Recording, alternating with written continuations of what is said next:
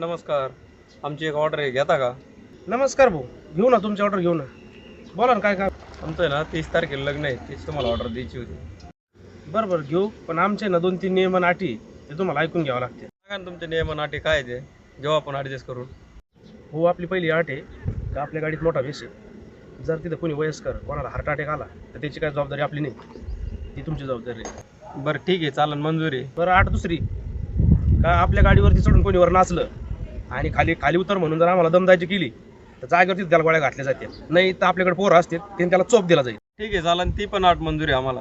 बरं, मग तुमचं नवरदेव मिरवायचा मार्ग कसं तेवढं सांगा बरं एकदा. आमचा मार्ग असा राहील, मारुती मंदिरापाशी जायचं, बस स्टँडपासून कार्यालयात जायचं. मग आहे ना, मारुती मंदिरापाशी देवाचं गाणं होईल आणि पुढं आल्यानंतर बस स्टँडला आल्यानंतर आहे ना तिथे एक बेवफाईचं गाणं होईल. तिथे आमची जुनी गर्लफ्रेंड राहते. अरे ही काय पद्धत तुमची? कार्यक्रम आमचा आणि तुमचे काय बेवापायचे गाणे? असं मंजूर असेल तर सांग, तिथे ते गाणं वाजणारच. हो बरोबर, जाऊ द्या, वाजवा एखादं गाणं, पण पैसे किती होते ते सांगा आम्हाला. पैसे 30,000 रुपये होते, पण 30च्या 30 रोख लागतील. तिथं आल्यानंतर देतो, ही सर्व्हिस आली काही नाही, एकदाच वन टाइम काय असेल ते कॅश लागेल. पूर्ण पैसे नाही भाऊ, आत्ताही सर देतोय, बाकीचे तिथं काम व्हायच्या अगोदर लगेच घेऊन टाक. बरं ठीक आहे, पण तिथं आल्यानंतर जोपर्यंत पूर्ण पैसे भेटत नाही तोपर्यंत गाणं वाजणार नाही. भला तुमचा नवरदेव घोडा घेऊन पळून का जाईल.